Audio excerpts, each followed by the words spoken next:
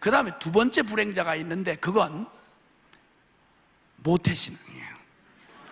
그러니까 교회를 떠날래야 떠날 수가 없는 슬픈 천명을 띠고 이 땅에 태어나서 아무리 짜증을 부려도 교회 안에서 부려야 되는, 그래서 교회를 벗어날 수 없는 슬픈 천명을 띠고 이 땅에 온 모태신앙들. 두 번째 불행자는 모태신앙 중에 있어요. 이게 교회 안에 있는 교인들 중에도 불행자가 있단 말이에요. 복음은 날마다 듣는데, 성경은 들고 다니는데, 그리고 믿는다고 애도 쓰는데 이 복음이 나한테 실제가 안 되는 거야. 하나님을 믿고 싶고 기도도 한다고 흉내도 내고 예배도 드리고 가끔 찔끔찔끔 은혜도 받는데 내가 복음대로 안 바뀌는 거야. 바뀌질 않고 남은 그렇게 은혜를 받았다는데, 그래서 남 받은 은혜 간증 날마다 옆에서 부러워해가면서 정말 좋겠다, 정말 놀랍다, 하나님 살아계신가 본데 나한테는 영 안 오신다, 뭐 이러면서 이제 살아가는 불쌍한 불행자들 있단 말이에요. 매일 설교를 듣는데, 그래서 오래 다니면 교회는요 연차가 있어가지고 싫어도 집사가 됩니다. 오래되면요 서로 부담이 돼서 할 수 없이 권사시킵니다. 여러분, 오랫동안 개기고 있으면 권사 돼요. 그 떠나지만 마세요. 괜히 뭐 여기서 안 시켜준다 그래서 신천지 가고 그러지 마시고 그냥 버티기만 하면 어지간히 돼요. 그래서 어지간히 돼요. 되고. 근데 이렇게 하다 직분은 점점 높아져 가는데, 관록은 쌓여져 가는데, 익숙하긴 한데 내가 복음이 실제가 안 되는 이 기가 막힌 운명에 놓이는 이런, 그래서 신앙에 방황을 하는, 지금도 얼마나 많은 성도들이 방황을 하는지 몰라요. 여전히 목마름이 있는데요, 차라리 안 믿으면 모를 때에는 그냥 세상의 정욕에나 헐떡거렸으니 그렇다 치는데, 영적인 목마름은 이게 이 육적인 이 갈망하고 또 달라요.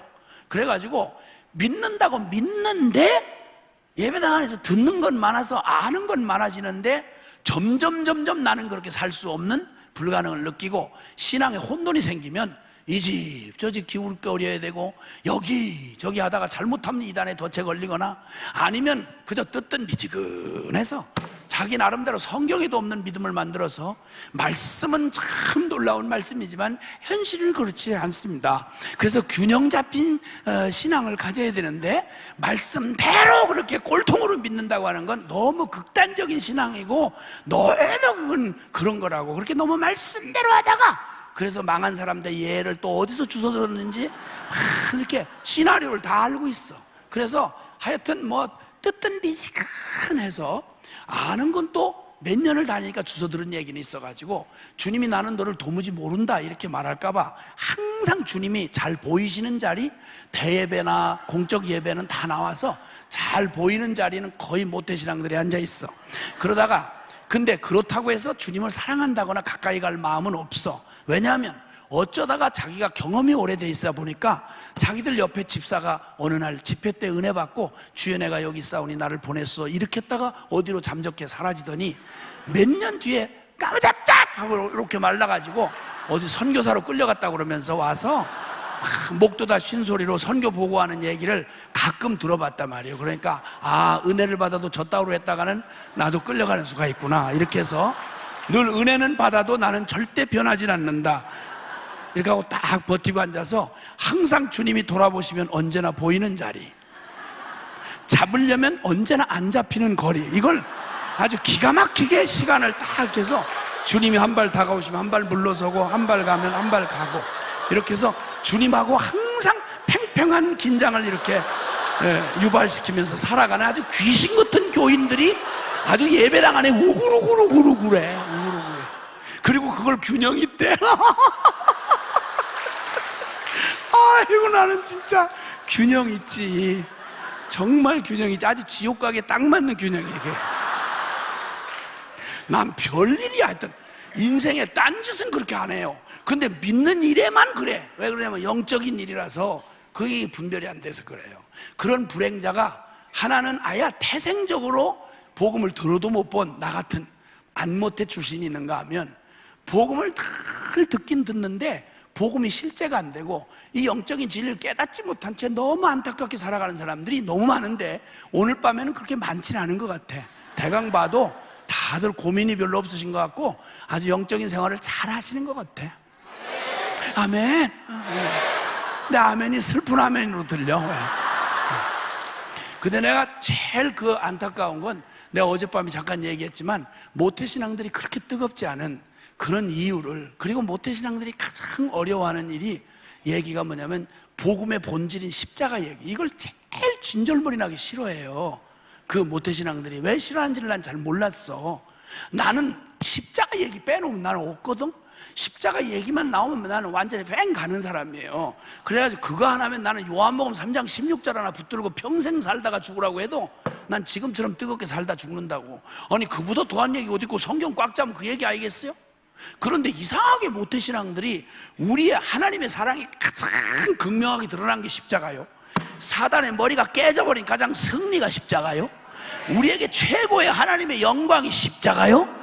그래서 갈라디아서 6장 14절에 사도 바울은, 복음의 대사도였던 바울이 말하기를, 그러나 내게는 그리스도의 십자가 외에는 결코 자랑할 것이 없나니, 이는 내가 세상에 대하여 내가 십자가에 못 박히고 세상도 또한 나에 대하여 그러하니라. 십자가 밖에는 자랑할 것이 없다. 왜? 이게 바로 복음의 본질인데, 왜 이렇게 모태신앙들이 그렇게도 십자가에 그렇게 가까이 다가가기가 정서적으로 어려운가에 대해서 아주 정말 모태신앙들의 많은 인터뷰를 통해서 모태신앙들이 왜 십자가가 그렇게 마음이 어렵고 정서적으로 어렵고 그게 실제가 안 되는지에 현상 진단을 좀 하게 됐어요. 그건 다름이 아니고 모태신앙에 처한 환경 때문에 그래요. 모태신앙은 진절머리가 날 수밖에 없는 게, 모태신앙은 이 땅에서 사람으로 태어나서 죄를 지을 기회가 많지 않아요. 저는 죄에 아주 구대기소 같이 살았는데, 모태신앙들은 태어나면서 경건한 집에 태어나면, 모태신앙은 똑같은 죄인의 저걸 갖고 나오기 때문에 모태신앙도 화가 나잖아요. 그렇죠? 어떤 때는 속으로 막 때려 죽이고 싶은 생각도 있을 때가 있잖아요. 없어요? 안 모태만 그래? 모태도 그럴 때가 있잖아. 어떤 미우면 아주 때려 죽이고 싶다 이런 생각이 쓱 지나갈 때가 있잖아요. 그런데 똑같이 분이 나는데도 저 같은 경우는 한국말이 원 없이 우리의 감정을 표현할 수 있는 그런 말이 어마어마 많아요. 근데 모태신앙은 똑같이 분은 나는데 언어 사용에 굉장한 제한을 받아요. 경건한 집일 경우. 그래서 동생이 약 올릴 때 너무 화는 나는데 표현할 수가 없을 때, 모태신앙이 할 수 있는 최고의 악한 표현이 뭐냐면, 넌 정말 나빠! 이렇게. 이 말 외에는 더 나갈 수가 없어요. 더 나갈 수가 없어요. 뭐가 어렸을 때부터도, 야, 한국말은 진짜 표현력이 부족하다. 아우, 이렇게 표현력이 부족하냐, 이렇게 생각을 하고 한국말 탓을 하고 자라다가 초등학교 3, 4학년쯤 되면 세상이 넓잖아. 놀이터에 나갔다가 거기서 한국 애들이 쓰는 말인데 감정을 시원시원하게 표현할 수 있는 그런 말이 있다는 걸 거기서 뒤늦게 깨닫는 거예요. 너무 반가워. 오! 한국말도 진짜 표현이 다양하구나. 그러고 와서 별 생각 없이 오늘도 약 올리는 동생한테 그냥 큰 마음 없이 너무 놀이터에서 은혜를 받았기 때문에, 그래서 그냥 동생한테, 약 올리는 동생한테 캐스키 이랬다가, 그때 마침 경건한 어머니가 지나가다가 그걸 들었단 말입니다. 이게 왜 하필 그때 지나가다 듣냐 말이에요. 주님을 너무 사랑하는 경건한 어머니가 갑자기 그 얘기를 듣는 동안 얼마나 충격이 되는지 갑자기 눈물이 한 방울 후두둑 떨어지면서, 주여, 제가 지옥 자식을 키웠나이다. 그리고 가스레인지 가서 켜고 그 다음에 쇠젓가락 올려놓고 와가지고, 나는, 엄마는 널 사랑해. 그러기 때문에 나는 네가 입술이 멀쩡한 채 지옥 가는 것보다는 입술을 지지고라도 천국에 가는 게 나아. 이래가지고 막 난리를, 애를 붙들어 놓고 요한계시록에 지옥불 나오는 구절 읽어주고, 그 다음에 그 뻘겋게 단 가스레인지에 쇠젓가락 가지고 애 입술 지진다고 쫓아다녀. 애가 막 경기를 하고 막 난리야. 막 싹싹 빌고 막 이렇게 해서 한번 시급을 하고 난 다음에는 절대 어떤 경우에도 개하고 새끼를 함께 데리고 오는 일은 절대 이제 죽기 전에는 없어요. 죽기 전에는. 이러다가 또 모태신앙의 애환 중에 하나는, 모태신앙의 애환은 그렇게 경건한 엄마가 그렇게 헌금은 매주 또박또박 주는데 용돈을 그렇게 인색하게 안 주는 거야. 이게 그러니까 헌금은 더 이상 헌금이라기보다는 헌금 배달이지. 근데 이게 배달을 잘 하다가 1년에 한 번 배달 사고가 난단 말입니다. 너무 더운 여름날 교회 가다가 거기에 슈퍼마켓 냉장고를 왜 밖에 내놔? 거기다 자물통을 안 채우니까 이건 선악열매보다 더 위험한 거예요. 근데 더운데 막 헐떡거리고 지나가다가 견디질 못하고 1년에 단 한 번 그만 자기도 모르게 본능이 확 냉장고를 열어버리고 확 먹은 다음에 2,000원 헌금 중에 1,000원을 먹어버린 거죠. 그러면 이것도 해본 놈이 하지 이거 안 하던 놈이 하니까 막 사지가 떨려 죽겠는 거죠. 그래가지고 이렇게 해서 2,000원을 2,000원처럼 애가 접어가지고 손이 떨려가지고 그래서 헌금통에 넣는데, 교회 조직이라는 게 여러분 교회가 굉장히 허술해 보여도 교회가 무서운 조직입니다. 여러분 일단 눈이 많은 데다가 입이 어마어마한 빨라요. 마침 그때 옆에 반사가 그걸 본 거지. 어머, 전화 득달같이 전화를 해가지고 어머 집사님 너무 마음이 아파요. 아니 믿음 좋은 우리 집사님이 아무리 어려워도 헌금 줄이는 거 못 받는데 대개 아이가 늘 2,000원씩 헌금하다가 오늘은 1,000원? 1,000원? 요한계시록 21장 8절에 거짓말하는 자 유황불에 들어가는 요한 거기에 이 본문 말씀을 읽어준 다음에 하여튼 1,000원어치 띵겨 먹고 20만 원어치 맞은 거예요. 그냥 죽더라. 너덜너덜하게 맞고 어렵게 먹은 아이스크림 다 토하고 1시간 동안 자술서 쓰고 이렇게 해가지고 그 환란의 시간을 간신히 지나고 나요. 그런데 그러고 나서 이제 중학교 가가지고 가면 또 모태신앙은 1차로 걸려가지고 중등부 편입되자마자 중등부 여름수련회에 끌려가는 것이. 여름수련회 그냥 시커멓게 그냥 불 끄고 막 그냥 막 전도사님이 목이 쉬어가지고 막 지옥의 묘사를 하면서 뜨거 막 이래가지고 공포 분위기를 막 이렇게 일어내서 이게 다 죄 때문에 가는데 이 죄를 용서받아야 된다고 그러면서 A4 용지 한 장씩 다 나눠주고 그걸 다 자기 죄를 쓰라는 거예요. 모태신앙이 이러니까 아주 막 진절머리를 내는 거야. 진절머리를. 십자가 얘기만 나오면 미치겠고 그냥 막 그걸 쓰라는데 뭐 쓸 게 있어야지. 그러고 막 엄마 말씀 안 들었어요. 그 다음에 개새끼라도 죽을 뻔했어요. 그 다음에 그냥 뭐 헌금 배달 사고 나서 20만 원어치 맞았어요. 그러고 이걸 쓰고 더 쓸 게 있어야지. 근데 그 안모태가 처음으로 끌려온 자식은 이걸 뭐 완전히 친구 따라왔다가 수련회 왔다가 무슨 말인지 다 한마디도 못 알아듣다가 죄 얘기 듣는 순간 얘가 막 눈이 띄면서 죄 그러면 바로 지가 전공 아니야. 그러니까 막 너무 알아듣기 쉬운 얘기를 막 할 때 A4 용지 쓰라고 그러니까 이 자식을 막 물 만난 고기처럼 그냥 막 한 바닥을 막 그냥 쉴 수 없이 저거는 한 장만 더 주세요. 그렇게 하고 그러면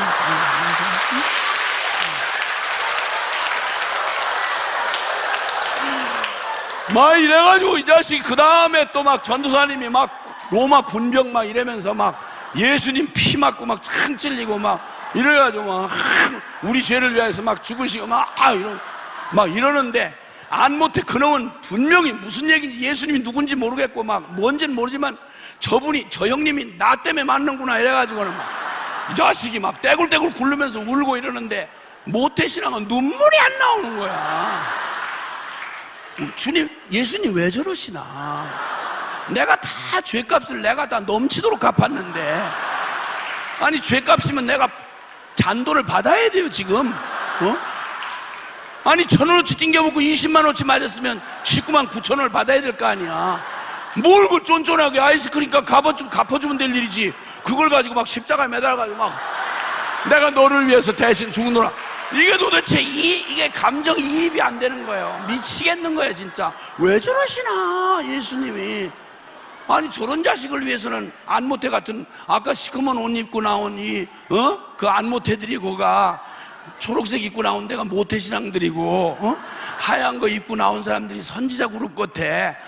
그 뭔지 아이고 칼라가 칙칙하다야 이렇게 보고 또 구경하신 거 아니야?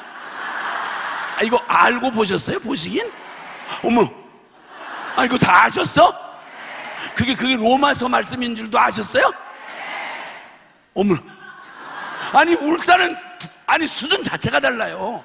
이거 다른 데 가서 서울 가서 이거 서울에 오래된 교회 가서 물었으면 이게 어디서 성경에서 나오는 것 같긴 한데 구약 아니야? 뭐 이런 사람 많았을 거라고. 근데 이 울산은 확실히 수준이 달라요. 근데 어쨌든 이렇게 하다 보니까 이 모태신앙들이 너무 감정을 이입하기 어려워. 그게 그래가지고 막 억지로 쥐어짜고 막 이렇게 하고 막 이러다가 중고등부, 그 파란만장한 중고등부를 죽지 못해 끌려다니다가, 그리고 대학을 간단 말이죠. 화려한 세상을 맛보고 MT니 뭐니 해서 술 맛보고 이러는데 미쳤어? 교회 왜 남아? 여러분 교회 주일학교 때부터 나온 친구들 중에 대학부까지 남아있는 사람 몇 퍼센트나 되세요? 몇 퍼센트나? 10%도 안 된다는 얘기가 있어요. 지금 얘기해, 이 관심 있는 분들이 얘기해. 그러니까 한 번도 생명으로 만나보지 못한 채 그냥 혈통으로 태어나서 그냥 의미 없이 그냥 이렇게 그냥 예배당에 그냥 문화적으로 그냥 가족이니까 운명으로 다니다가, 아니면 이런저런 노력으로 애를 쓰지만 인간 자신의 최선으로 애를 써보다가 결국은 생명으로 복음을 만나지 못한 이런 분들이 교회 안에 너무도 목말라하고 힘들어하고 어렵게 해가는 이런 영혼들의 탄식을 여러분 아시겠어요? 여러분 갖고 계시죠? 나 이래서는 안 되는데, 늘 이렇게 살아서는 안 되는데 하는 자책이 있으면서도, 복음을 듣고 거룩한 말씀을 들으면서도 솔직히 여러분 죄에서 자유로우세요? 죄에서. 깊은 내면에 무슨 성결이나 거룩이나 여기까지 나갈 것도 없고, 지금 주초 문제 해결 못 하신 분들도 여기 꽤 될 거래요. 모르면 몰라도. 근데 교회 지도자들인 장로님들 모이는 자리 가서 아주 정직하게 한번, 그냥 정직하게 한번 정면 대입을 해봤거든요. 다들 대답을 잘 못 하시더라고요. 이게 우리 형편이에요, 여러분. 멀쩡하게 그냥 분위기 잡고 우리 교회 안에 앉아서 은혜 받는다고 앉아있으면 다 된 거냐? NO! 그렇지 않단 말이요. 나는 복음만 전하러 다니는 게 30년이 넘었어요. 그리고 30년 가까이 공동생활을 했어요. 예수님 때문에 일생 바친 사람들하고 수십 년을 살았단 말입니다. 그러니까 말로 쏟아내는 말하고 그 사람 사는 꼴하고는 전혀 일치하지 않을 수 있어요. 사람이 어떻게 바뀌나, 이거 훈련 사역 오랫동안 해왔기 때문에 그냥 집회 이렇게 해가지고 한마디 이렇게 한두 마디 듣고 은혜 좀 받는다고 우리 안 바뀌는 거 너무 잘 알아요. 근데 언제까지 우리가 서로를 속이죠? 언제까지 가면무도회 하다가 갈 거죠? 믿어지지도 않은 걸 믿는 척, 거룩하지도 않은데 거룩한 척, 기도도 안 하면서 기도하는 척, 이렇게 하다가 나를 스스로 속이다가 살아계신 우리 주님 앞에 서는 그날에 다른 어떤 내 일생의 스케줄과 계획보다도 가장 분명한 건, 사람이 한 번 죽는 건 하나님이 정한 법이요, 그 후에 하나님의 심판이 있으리니, 죽음만큼 두려운 게 너무도 확실한 스케줄이 심판인데, 아니 이게 사실이라고 믿는다 그러면 열일제 쳐놓고 제일 먼저 준비할 게 하나님 만날 준비를 해야 될 거 아니야. 아멘?